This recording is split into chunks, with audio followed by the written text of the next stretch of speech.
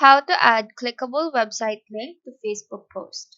So go to the website page that you want to share on Facebook.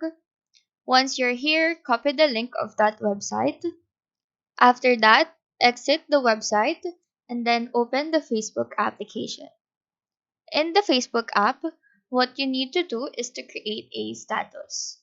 To do this, just tap on the status bar on the top with the questions "What's on your mind?"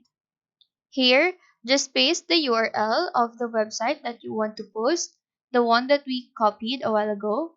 And once you've pasted the URL, the page will pop up just at the bottom of the link. After this, you can just simply delete the link you've pasted. Then just add what you want to add in your post, like caption or location, whatever you need, and then just hit on post. So that is how to add clickable website link to Facebook post. Do let us know if this video helped you out, and if you have any questions, feel free to drop them down below.